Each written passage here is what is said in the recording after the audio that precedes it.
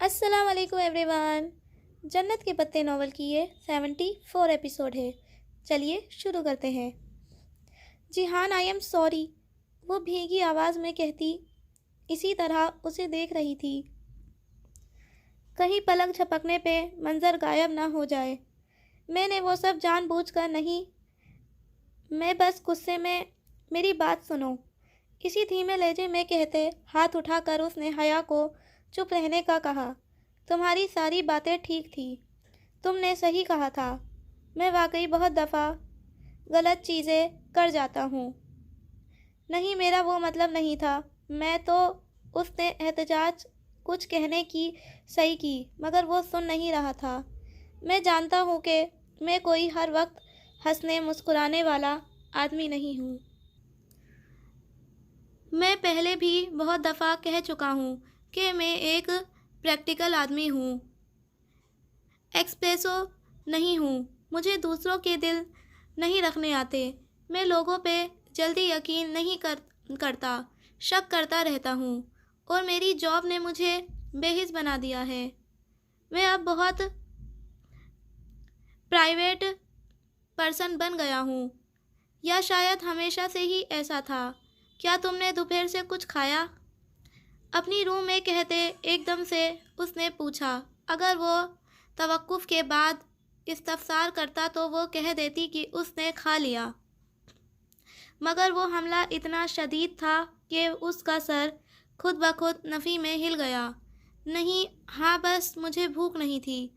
اس نے بات بنانے کی کوشش کی۔ اب وہ آنسو پوچھ چکی تھی، اور یہ اس کے لیے خجالت کا باعث ہوتا اگر وہ جان لیتا کہ حیا نے اس کی وجہ سے کھانا نہیں کھایا، مگر وہ جان چکا تھا۔ نہیں، تم نے کچھ نہیں کھایا، اور مجھے پتا ہے لوگوں سے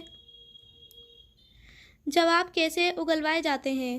وہ میز کے کنارے سے اٹھا اور دوسرے کونے میں رکھی انگیٹھی کی طرف گیا۔ وہاں ایک چھوٹی سی میز پہ بہارے کے پاپ کارن کے 2 پیکٹ پڑے تھے، اور اوون اوپر ہیلڈ آن میں مائکرو ویو نصب تھا۔ کیسے اگلوائے جاتے ہیں؟ اس کی پشت کو دیکھتے ہوئے وہ وہیں سے بولی۔ اب مائکرو ویو کا ڈھکن کھولے کھڑا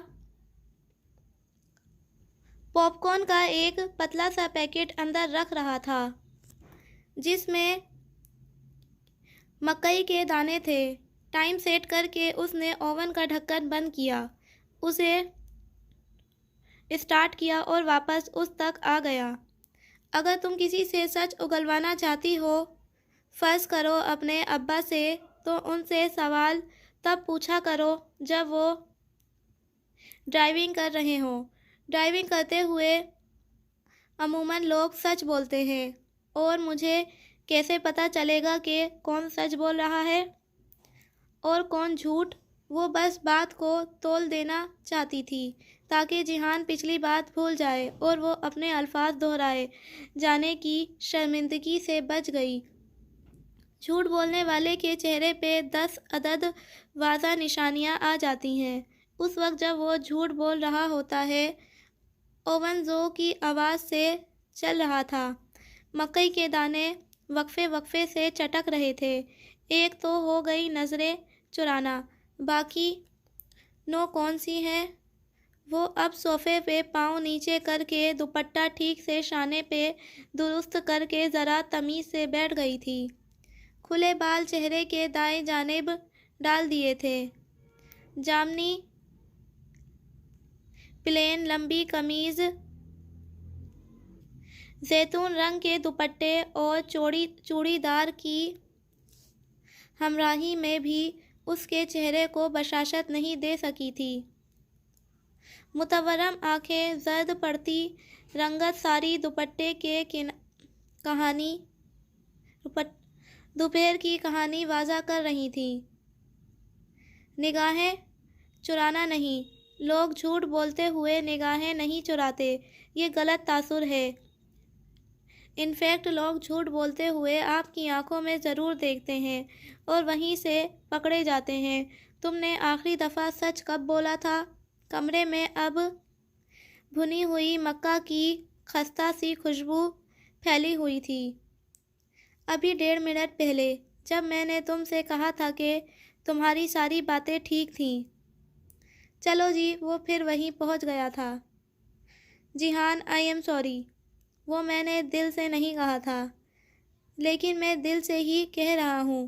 تم نے ٹھیک ہی کہا تھا، شاید یہ واقعی ہمارا آخری سفر ہو۔ اوون میں زور سے پٹاخہ ہوا۔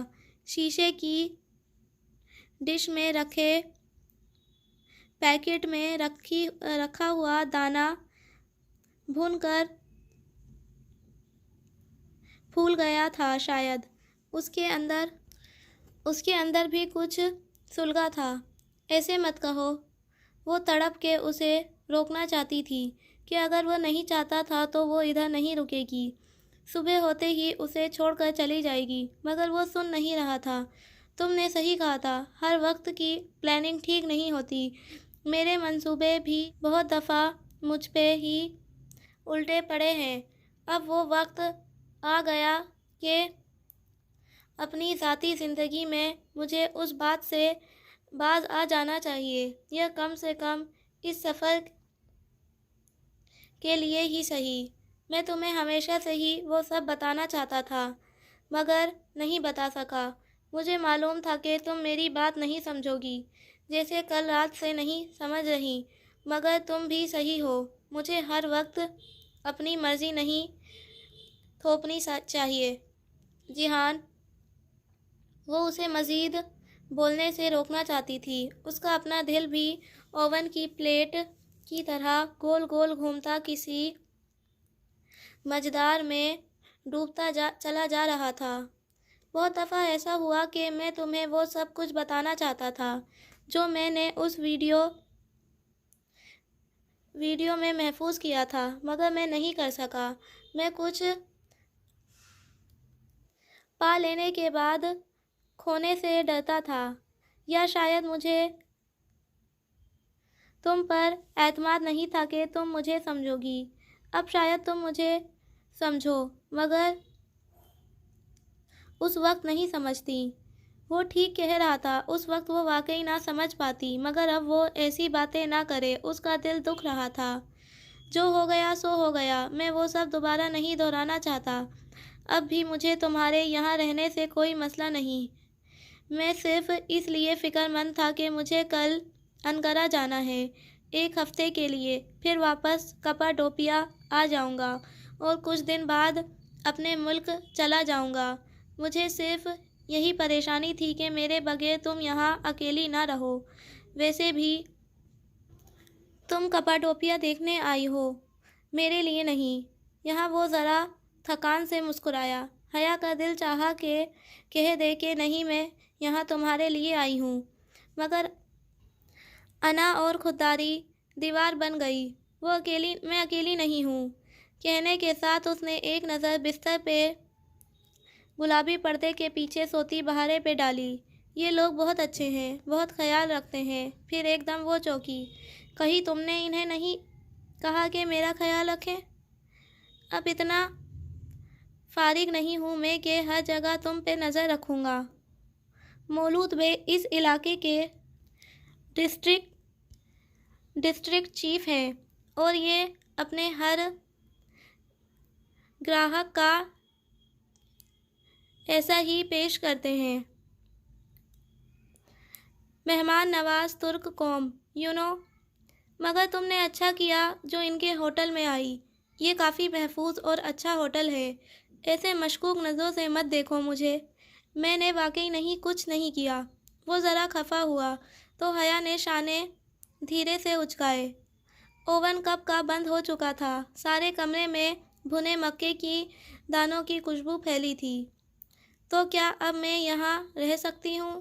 ہاں، جب تک چاہو رہ لو۔ کل میں چلا جاؤں گا واپسی تک۔ اگر تم یہیں ہوئی تو ہم دوبارہ مل لیں گے۔ انقرہ کیوں جانا ہے؟ اس نے فطری طور پہ ذہن میں آنے والا سوال پوچھا تھا، مگر جیہان چند لمحے بہت خاموش نظروں سے اسے دیکھتا رہا۔ ایک کام ہے۔ کیسا کام؟ اس کے انداز میں کچھ تھا کہ وہ پوچھے بنا نہ رہ سکی۔ ایک کام ادھورا چھوڑ آیا تھا۔ جب ابا کی ڈیتھ ہوئی تھی تب میں اسی لیے جرمنی میں تھا۔ اب میرے پاس چند دن ہیں، سوچا اس کو مکمل کر لوں۔ بات ختم کر کے وہ کچھ دیر اسے دیکھتا رہا، جیسے وہ اس کے استفسار کا منتظر تھا، جیسے اگر وہ پوچھے تب بھی وہ نہیں بتائے گا، پھر بھی وہ چاہتا تھا کہ وہ پوچھے۔ حیا نے چند لمحے سوچا، پھر جذبات میں سر ہلا دیا۔ اوکے، بات ختم۔ اس نے اس موضوع کا نہ کریدنے کا فیصلہ کیا تھا، مگر اب ایسے مت کہنا کہ یہ ہمارا آخری سفر ہو سکتا ہے۔ غلط نہیں کہہ رہا۔ میں ترکی دوبارہ نہیں آ سکوں گا۔ ترکی کے لیے اب ناکارہ ہو چکا ہوں، سو اس ملک میں ہو سکتا ہے یہ آخری۔ کہہ رہی ہوں نا کہ ایسا مت کہو۔ وہ صوفے پہ اپنے دونوں اطراف ہتھیلیاں رگڑ کر اٹھنے لگی تو جیہان نے روکنے کا اشارہ کیا۔ ایک منٹ، میری بات ابھی ختم نہیں ہوئی۔ وہ اٹھتے اٹھتے واپس بیٹھ گئی۔ جتنے دن ہم ساتھ ہیں سب کچھ میری مرضی سے طے ہوگا۔ سارے پروگرام، سارے شیڈیول، کہاں ملنا ہے، کہاں جانا ہے، سم میں، سب میں ڈیسائیڈ کروں گا، اور تم کسی بات سے انکار نہیں کرو گی۔ حیا نے جذبات میں سر ہلا دیا۔ اس کا اجازت دینا ہی بہت تھا۔ اب کیا بحث کرتی؟ کیا تم پاپ کارن کھاؤ گے؟ وہ اٹھ کھڑی ہوئی۔ جیہان نے نفی میں سر ہلاتے ہوئے ہولے سے ہاتھ کو کنپٹی سے مسلا۔ شاید اس کے سر میں درد تھا۔ میں بس چلوں گا۔ وہ اٹھا، دیوار میں لٹکے سوئچ بورڈ پہ لائٹ کا نوب گھمایا، جیسے ہمارے یہاں پنکھے کے نوب ہوتے ہیں۔ کمرے میں چلتا واحد زیر بلب مدھم ہوتا گیا۔ پھر اس نے کھڑکی کا پردہ ذرا سا سرکا کر باہر دیکھا۔ حیا نے اوون کا ڈھکن کھولا اور گرم گرم پھولا پاپ کارن کا پلیٹ نکالا۔ جیہان تب تک کھڑکی کے سامنے سے ہٹ کر دوبارہ سے بتی تیز کر چکا تھا۔ اگر ڈی جے ہوتی تو کہتی کہ ایسی بتیاں ہماری یونیورسٹی میں بھی پائی جاتی ہیں، لیکن اگر وہ ہوتی تو پھر مسئلہ ہی کیا تھا۔ آشیانہ کے نئے مہمان آ گئے ہیں غالباً۔ باہر رش ہے۔ اس کے چھٹنے تک انتظار کرنا ہوگا۔ وہ صوفے پہ اسی جگہ بیٹھتے ہوئے بولا جہاں ابھی وہ بیٹھی تھی۔ تم تھکے ہوئے لگ رہے ہو، چاہو تو لیٹ جاؤ، میں آتی ہوں۔ اسے وہیں چھوڑ کر وہ ڈریسنگ روم میں آئی تاکہ وہاں سنگھار میز پہ رکھا شیشے کا بڑا پیالہ اٹھا لے۔ اس جگہ پہ فرش پہ ابھی تک افشا کے ذرات دکھائی دیتے تھے، حالانکہ بنار نے صاف بھی کیا تھا۔ پیالہ اٹھاتے ہوئے اس نے آئینے میں خود کو ایک نظر دیکھا تو جھٹکا سا لگا۔ سرخ متورم آنکھیں، زرد پڑتا چہرہ، اللہ اللہ، وہ اتنی دیر سے ایسی لگ رہی تھی۔ وہ بھی کیا کہتا ہوگا کہ اس کے غم میں رو رہی تھی۔ پیالہ چھوڑ کر وہ باتھ روم میں گئی، سنک کے اوپر جھک کر منہ پہ پانی کے چھینٹے مارے، پھر تولیہ چہرے سے تھپ تھپایا، بال برش کیے اور ذرا خود کو کمپوز کرتی باہر آئی۔ مہمان اسی طرح سر ہاتھوں میں دیے بیٹھا تھا۔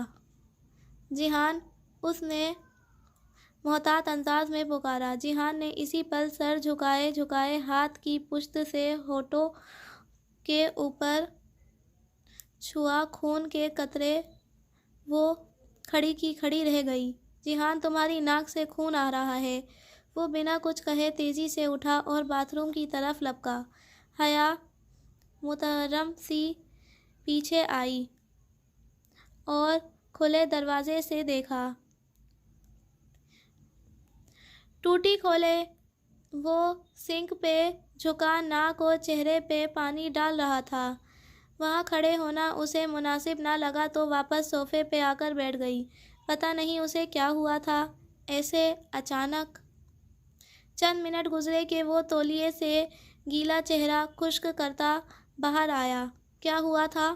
وہ فکر مندی سے اسے دیکھنے لگی۔ وہ جواب دیے بنا اس سے تھوڑا فاصلے پہ صوفے پہ بیٹھا اور تولیہ اس ہاتھ پہ ڈال دیا۔ نکسری کیوں پھٹی؟ اتنی گرمی تو نہیں ہے؟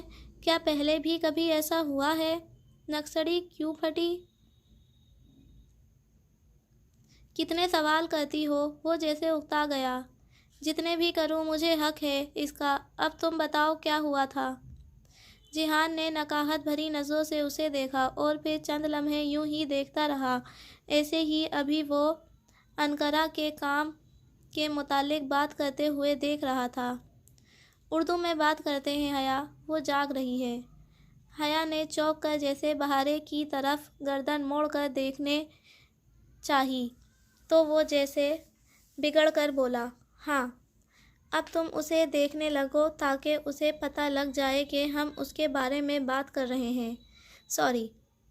اس کی گردن خفیف سی آدھے رستے پہ پلٹ گئی۔ مگر تمہیں کیسے پتہ کہ وہ جاگ رہی ہے؟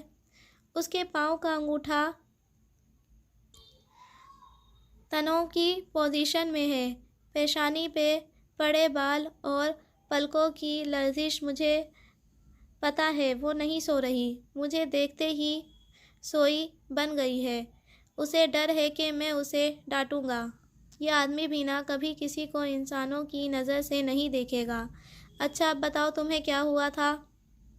نکسری پھوٹنے کی وجہ کوئی عام سی بھی ہو سکتی تھی، مگر اس کا اندازہ اس بات پہ گماس تھا کہ کچھ ہے جو وہ چھپانا چاہتا ہے مگر بتانا بھی چاہتا ہے۔ چند لمحے وہ بالکل خاموش رہا۔ مکئی کے دانوں کی خوشبو ہر گزرتے پل باسی ہوتی گئی۔ پھر اس نے دھیرے سے کہنا شروع کیا، انقرہ میں میری سرجری ہے، کھوپڑی کو کھول کر کی جانے والی سرجری۔ اس نے رک کر حیا کے تاثرات دیکھے۔ وہ بنا پلک جھپکے، سانس روکے اسے منتظر سی دیکھ رہی تھی۔ جب میں جیل میں تھا تو ادھر آنکھ کے قریب ایک زخم آیا تھا، یہاں ایک کیل پھنس گئی تھی، 1.1 انچ کی کیل۔ یہ سر درد اور کچھ عرصے سے نکسری پھوٹنے کی تکلیف، یہ سب اسی کی وجہ سے ہے۔ اس کو نکلوانے کے لیے سرجری کروانی ہوگی، نہ کروائی تو یہ مسلسل درد اور اس کے آگے ٹریول کرنے کا خطرہ رہے گا، اور اگر سرجری ناکام ہو گئی تو بینائی جا سکتی ہے یا مستقل معذوری۔ جب ابا کی ڈیتھ ہوئی تب میں اسی لیے جرمنی تھا، لیکن تب میں ہمت نہ کر سکا۔ اچھا جیحان کی توقع کے برعکس حیا نے سمجھ کر اثبات میں سر ہلایا۔ کوئی شدید تاثر دیے بغیر وہ بولی، پہلے جرمنی سے کروانے گئے تھے، اب انقرہ سے کیوں؟ ان دنوں میرا ترکی سے باہر رہنا ضروری تھا، جبکہ مجھے ابھی کچھ دن لگ جائیں گے۔ میں اس وقت کو ضائع نہیں کرنا چاہتا۔ وہ بس خاموشی سے اسے دیکھے گئی۔ کل میری سرجری ہے، 1 گھنٹے بعد انقرہ کے لیے نکل جاؤں گا۔ اگر سب ٹھیک ہو گیا تو واپس آ جاؤں گا۔ تب تک میں تمہارے ساتھ ہوں گی۔ ابھی ہماری ڈیل ہوئی ہے کہ میں تمہارے ساتھ رہوں گی۔ نہیں، ہماری بات کپا ڈوپیا کی ہوئی تھی۔ وہ قطعیت سے کہتا منع کرنا چاہ رہا تھا، پر وہ کچھ بھی نہیں سن رہی تھی۔ تم نے کہا تھا یہاں، اور میں نے یہاں سے مراد ترکی لیا تھا۔ ہماری ڈیل ترکی کی ہوئی تھی۔ جب تک تم یہاں ترکی میں ہو میں تمہارے ساتھ رہوں گی۔ تم بتاؤ کون سا ہاسپٹل ہے اور کب جانا ہے؟ وہ اتنے اٹل لہجے میں کہہ رہی تھی کہ زیادہ مزاحمت نہ کر پایا۔ اس کا کیا کرو گی؟ اس نے اشارہ کیے بنا بہارے کے بارے میں پوچھا۔ فکر نہ کرو، اسے ہاسپٹل نہیں کچھ کر لوں گی، بس تم مجھے شیڈیول سمجھاؤ۔ پھر وہ اس کی کہی ہر بات نوٹ کرتی گئی۔ جب ساری باتیں ختم ہو گئیں اور پاپ کارن کی خوشبو ہوا میں رج و بس کر فنا ہو گئی تو وہ جانے لگا۔ آشیانہ کے صحن کا رش اب چھٹ چکا تھا۔ تم ایک بار پھر سوچ لو کہ میرے ساتھ آنا چاہتی ہو کہ نہیں۔ میں تمہیں اپنی وجہ سے مسئلوں میں نہیں ڈالنا چاہتا۔ دروازے پہ پہنچ کر وہ یہ کہنے کے لیے رکا، اب جاؤ اور میرا وقت ضائع نہ کرو، مجھے صبح پیکنگ بھی کرنی ہے۔ اس کے جاتے ہی اس نے زور سے دروازہ بند کر کے متفقل کیا اور واش روم میں آ گئی۔ دونوں ہاتھ بیسن کی سائیڈوں پہ رکھے، چہرہ جھکائے، اس نے چند گہرے گہرے سانس لیے اور خود کو سنبھالنا چاہا۔ اتنی دیر سے جیہان کے سامنے جو آنسو ضبط سے روک رکھے تھے وہ تیزی سے ابل پڑے۔ وہ ایک دم دبی دبی سسکیوں سے رونے لگی۔ 5 سال سے وہ اس بیماری میں مبتلا تھا اور اس نے کسی کو بھی نہیں بتایا۔ وہ کیوں ہر شے، ہر دکھ اپنے اندر رکھتا تھا؟ کیوں باقی سب کی طرح غموں کا اشتہار لگا کر ہمدردیاں نہیں سمیٹتا تھا؟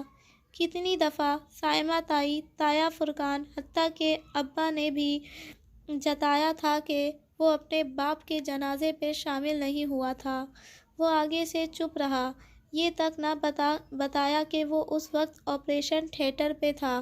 کیوں تھا وہ ایسا کہ محبت لینے کی کوشش نہیں کرتا تھا اور پھر بھی اس سے محبت ہو جاتی؟ اس کی آنکھوں سے گرتے آنسو سنک کے دہانے سے لڑک کر جالی کے پھوندے تک پھسل رہے تھے۔ وہاں ایک کونے میں خون کا ننھا سا قطرہ ابھی تک لگا ہوا تھا۔ جیہان نے سارا سنک صاف کر دیا تھا، پھر بھی لگا رہ گیا تھا۔ اس نے انگلی کی پوروں پر وہ قطرہ اٹھایا اور ڈبڈبائی آنکھوں سے اسے دیکھا۔ کیا اس کے ملک کے نوجوانوں کا خون اتنا ریزہ تھا کہ یوں ہی بہتا رہے اور کسی کو فرق بھی نہ پڑے؟ زندگی بھی بعض دفعہ ہم سے ہماری بساط سے بڑھ کر قربانی مانگ لیتی ہے۔ کچھ دیر بعد وہ منہ ہاتھ دھو کر باہر آئی تو وہ صوفہ جہاں کچھ دیر قبل چاندی کے مجسموں کا بصیر تھا، اب ادھر اس کی چھوٹی بلی بیٹھی پاپ کارن کے پیالے سے ایک ایک دانہ اٹھا کر منہ میں ڈال رہی تھی۔ اسے آتا دیکھ کر معصومیت سے مسکرائی۔ کھا گئی؟ ساتھ ہی پیالہ بڑھایا۔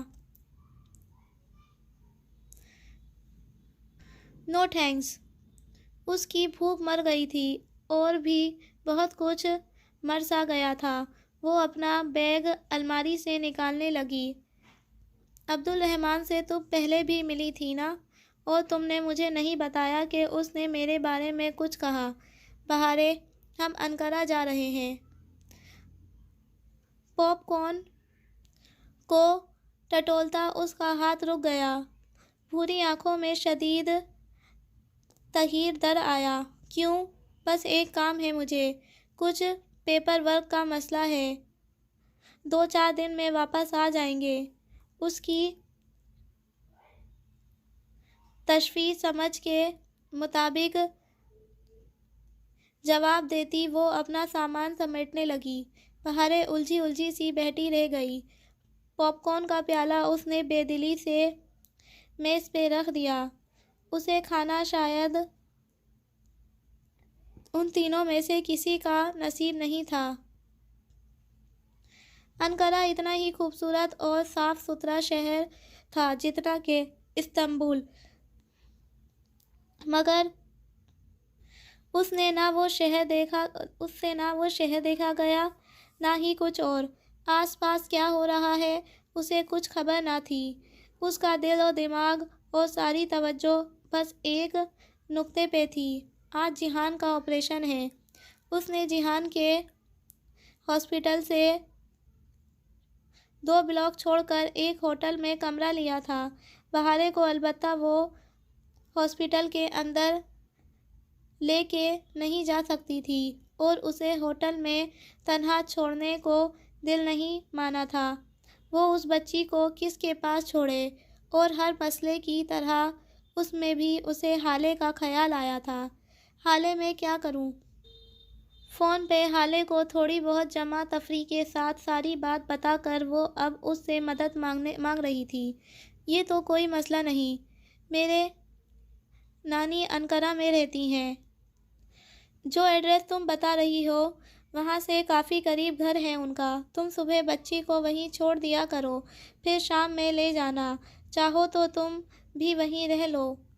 اوہ، حالے کی نانی! اسپرنگ بریک میں جب ایکسچینج اسٹوڈنٹ ترکی کی سیر کو گئے تھے تو ان کے روم بلاک سے جو بھی انقرہ گیا حالے کی نانی کے پاس ضرور گیا تھا۔ مگر تم نے واقعی اس کو اغوا تو نہیں کیا نا؟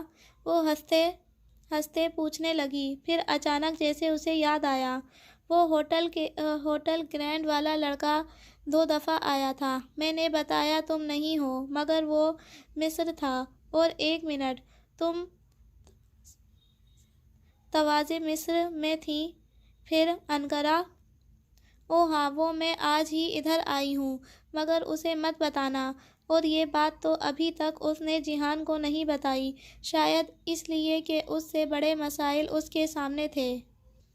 حالے کی نانی صبیحہ نور اتنی ہی مشفق، ملنسار اور مہمان نواز خاتون تھی جتنی کہ ترک عوام ہو سکتی تھی۔ اور ایک وہ لوگ تھے اسلام آباد میں، ان کی یونیورسٹی میں کتنی ہی غیر ملکی اور بالخصوص ترک لڑکیاں پڑھنے آئی ہوئی تھیں۔ مجال ہے جو وہ کبھی کسی کو اپنا شہر گھمانے کے لیے گئی ہوں۔ پتہ نہیں کیوں مگر ہم پاکستان اسٹوڈنٹ کے پاس ایسے کاموں کے لیے وقت ہی نہیں ہوتا۔ سب سے اچھی بات یہ ہوئی کہ صبیحہ آنٹی نے بتایا کہ مسز عبداللہ مہر اور ارواح کل ان کے پاس رہنے آ رہی تھیں۔ ڈی جے اور اس کی ہوسٹ فیملی پہلا کھانا پلاؤ اور مسور کی دال کا شوربہ۔ بعض لوگوں کا نام بھی کتاب کے سرورق کی طرح ہوتا ہے۔ سنتے ہی یادوں کا ایک ایک سمندر ہر سو امڑ آتا ہے۔ صبیحہ آنٹی کو اپنا مسئلہ سمجھا کر کے ایک دوست کے لیے اسے اسپیشل جانا ہے، بہارے ادھر نہیں رہ سکتی۔ اس نے بہارے کو علیحدہ لے جا کر چند ایک ہدایات مزید کیں۔ تم اچھی لڑکی بن کر رہو گی نا؟ بہارے نے اثبات میں سر ہلا دیا، البتہ وہ خوش نہیں لگ رہی تھی۔ تم مجھے روز چھوڑ کر چلی جایا کرو گی حیا؟ سب مجھے ایسے ہی چھوڑ کر چلے جایا کرتے ہیں، کوئی مجھ سے پیار نہیں کرتا۔ اس کا پہلے سے دکھی دل مزید دکھ گیا۔ ایک دم سے اسے اس پھول سی بچی پہ بے پناہ ترس آیا۔ پاشا بے کے اعمال نے اس کی فیملی کو کسی فٹ بال کی طرح بنا دیا تھا۔ عائشہ اپنی بہن کے لیے پریشان تھی مگر وہ کچھ بھی نہیں کر سکتی تھی۔ میں شام میں آ جاؤں گی اور تمہیں ایک دو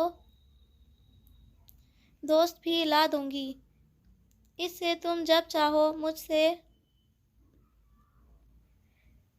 اور عائشہ سے بات کر لینا، ٹھیک ہے؟ چھوٹی بلی مسکرا دی۔ اسے یکدم طمانینت کا احساس ہوا۔ صبیحہ آنٹی کے گھر سے وہ اسپتال آ گئی۔ یہ ایک پرائیویٹ نیوروسٹر تھا اور وہ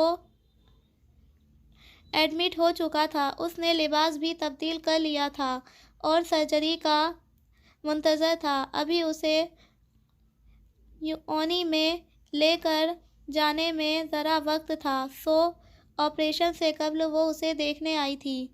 وہ خاموش تھا، چہرہ بے تاثر مگر زرد۔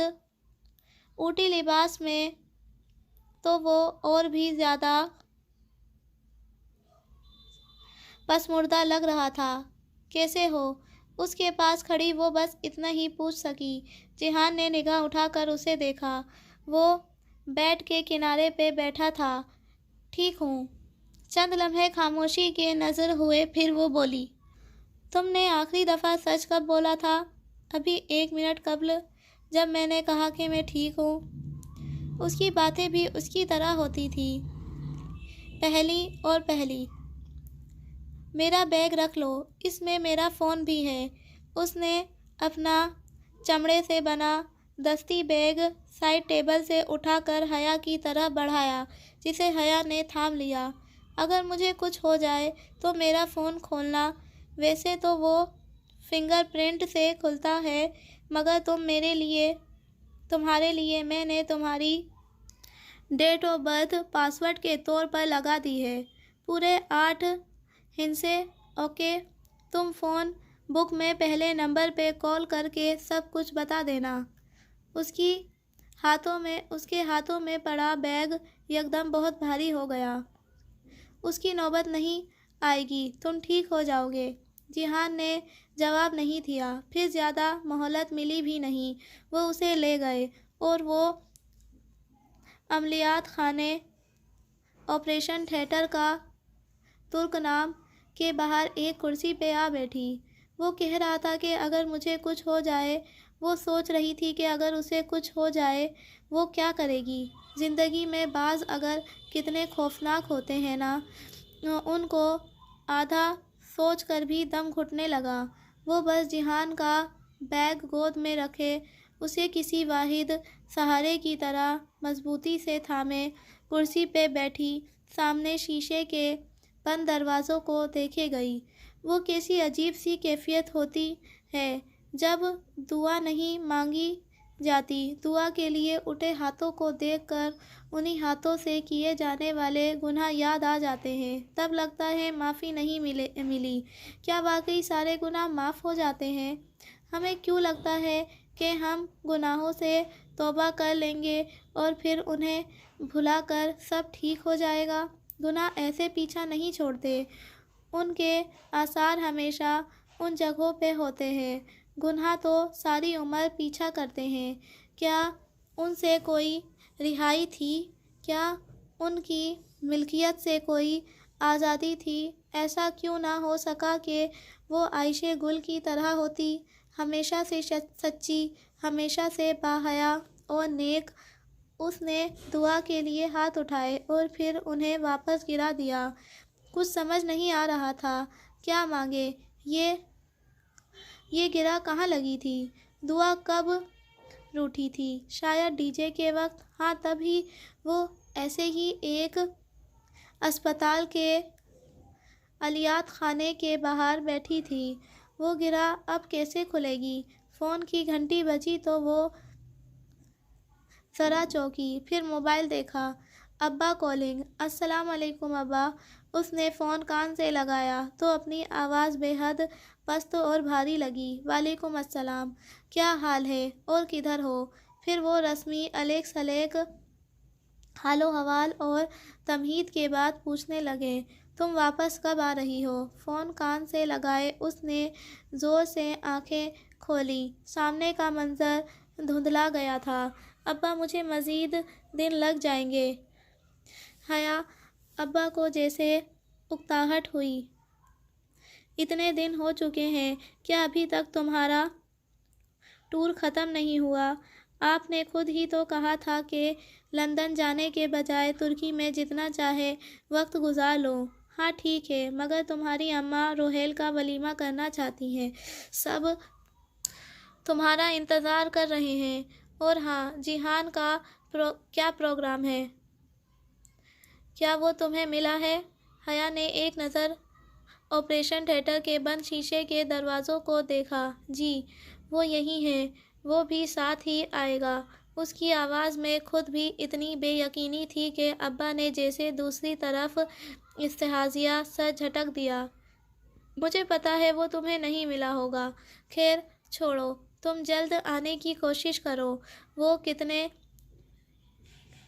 پریقین تھے کہ جیہان ان کی بیٹی سے قطع تعلق کرنا چاہتا ہے، حالانکہ وہ تھے تو ان دونوں کی منگنی پہ، مگر نہیں، لوگ اپنی آنکھوں کے بجائے کانوں پہ یقین کرنے کو ترجیح دیا کرتے ہیں۔ ابا میں جلد نہیں آ سکتی، ایک دوست ہاسپٹل میں داخل ہے، اس کی انٹر کریٹیکل سرجری ہے، میں اسے یہاں نہیں چھوڑ سکتی۔ ابا آنسو بے اختیار اس کی آنکھوں سے لڑک کر نقاب کے اندر جذب ہونے لگے۔ ابا چند لمحے کو بالکل خاموش ہو گئے۔ اس کا کوئی نہیں ہے ابا، میں اسے تنہا نہیں چھوڑ سکتی۔ اس نے ان 5 ماہ استنبول میں میرا بہت خیال رکھا ہے، ہر موقع پہ اس نے میرا ساتھ دیا ہے۔ اب کیا میں اسے آپریشن تھیٹر میں چھوڑ کر آ جاؤں؟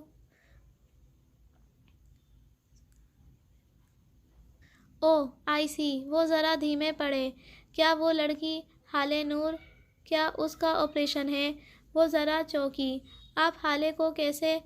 ساتھ دوسرے ہاتھ سے بھیگی آنکھیں صاف کی۔ تمہیں کیا لگتا ہے جب تم کچن میں کھڑی ہو کر نور بانو کو ترکی نامہ سنا رہی ہوتی تھی تو سارا گھر برداشت سے سننے کے علاوہ اور کیا کر رہا ہوتا تھا؟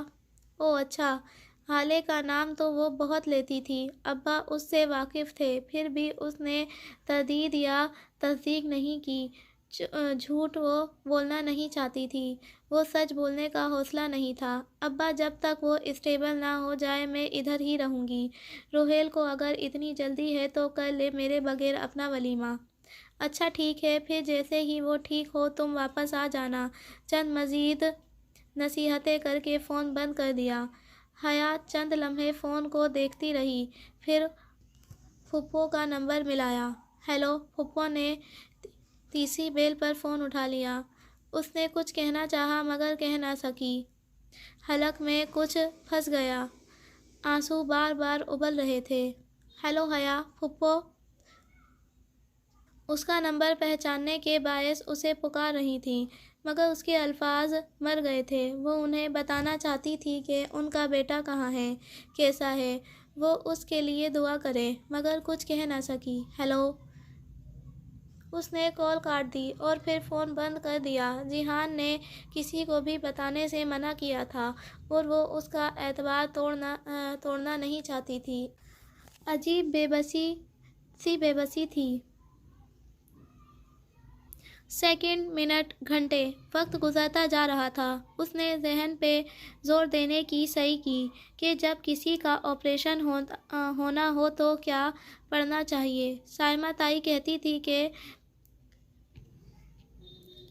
پہلے کلمے کو 100,000 دفعہ پڑھنا چاہیے۔ جب بھی کوئی بیمار ہوتا یا کسی کزن کا انٹری ٹیسٹ یا ایڈمیشن کا مسئلہ ہوتا، تائی کے لانج میں وہی ایک ماحول سج جاتا۔ چاندنیاں بچھا کر کھجور کی گٹھلیوں کے ڈھیر لگا دیے جاتے۔ اسپتال کا وہ کوریڈور اب سرد پڑتا جا رہا تھا۔ جولائی کی شام بھی ٹھنڈی محسوس ہو رہی تھی۔ اس نے سوچنا چاہا کہ وہ اس وقت کیا پڑھے، بغیر حساب رکھے، بغیر گنے، توجہ اور یکسوئی سے کیا مانگے۔ کیا وہ گرہ کھولنے کا نام ہی نہیں لیتی تھی؟ ڈی جے کے بعد اس نے دعا مانگنی چھوڑ دی تھی اور پردے کے بعد شکوہ کرنا چھوڑ دیا تھا، مگر ابھی وہ شکوہ کرنا چاہتی تھی، جیسے ایوب علیہ السلام نے کیا تھا۔ اس نے کرسی کی پشت پہ دیوار پہ سر ٹکا کر آنکھیں موند لیں۔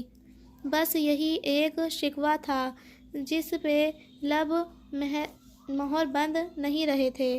میں اپنے دکھ اور ملال کی شکایت صرف اللہ سے کرتی ہوں۔ دھات کی کرسی جیسے مقناطیسی بن گئی تھی اور چاندی کے مجسمے کا قطرہ قطرہ اپنے اندر جذب کر رہی تھی۔ میں اپنے دکھ اور ملال کی شکایت صرف اللہ سے کرتی ہوں۔ کرسی نے اس کی ساری چاندی نچوڑ لی تھی۔ لوہے کا ایک خول باقی رہ گیا تھا جسے مقناطیسی نشست نے خود سے جوڑ لیا تھا۔ میں اپنے دکھ اور ملال کی شکایت صرف اللہ سے کرتی ہوں۔ اس کے قدموں میں جیسے بیڑیاں ڈل گئی تھیں۔ وہ چاہ کر بھی نہ حرکت کر سکتی تھی، نہ سانس لے سکتی تھی۔ ہر طرف جیسے اندھیرا تھا۔ اس ایک شخص کو کھو دینے کا صرف ایک احساس بھی اس تاریک سرنگ کی طرح تھا جس کا کوئی اختتام نہیں تھا۔ اس کی ساری چاندنی اس اندھیرے میں ڈوب گئی تھی۔ میں اپنے دکھ اور ملال کی شکایت صرف اللہ سے کرتی ہوں۔ 5 گھنٹے گزر گئے تھے۔ تب ہی شیشے کا وہ دروازہ کھلا۔ اس نے سرجن کو اپنی طرف آتے دیکھا۔ اس کو لوہے کے کھول کو کرسی کے مقناطیسی نے یوں چپکا رکھا تھا کہ وہ چاہنے کے باوجود اٹھ نہ سکی۔ کیا ہوا ڈاکٹر؟ کیا ہوا ڈاکٹر؟ اس نے خود کو کہتے سنا۔ سرجری پیچیدہ تھی مگر کیل بہت اندر تک نہیں گئی تھی۔ ہم نے اسے نکال لیا ہے، ڈاکٹر اسے بتانے لگے۔ اس کی کھوپڑی کا جو حصہ ڈیمیج ہوا تھا اسے ٹیٹینیم میش کے ساتھ ریپلیس کر دیا گیا ہے۔ اور وہ ٹھیک ہے یا نہیں؟ اس نے بے قراری سے ان کی بات کاٹی۔ وہ پتہ نہیں کون سی زبان بولے جا رہے تھے۔ ہاں آف کورس وہ ٹھیک ہے۔ سرجری کامیاب رہی۔ جیسے ہی اینستھیسیا اترے گا وہ اسٹیبل ہو جائے گا تو آپ اس سے مل سکیں گی۔ زندگی میں بعض خبریں انسان کو کیسے ملتی ہیں، شاید جیسے اوپر سے بہتی ہوئی آبشار ہو جس کا تہارا اسے بھگو دے، یا پھر جیسے آسمان سے سونے کے پتنگے گر رہے ہوں، یا جیسے لہلہاتے سبزہ زار کے ساتھ کسی چشمے کے ٹھنڈے پانی میں پاؤں ڈال کر بیٹھنا ہو۔ مرہم، ٹھنڈ، سکون۔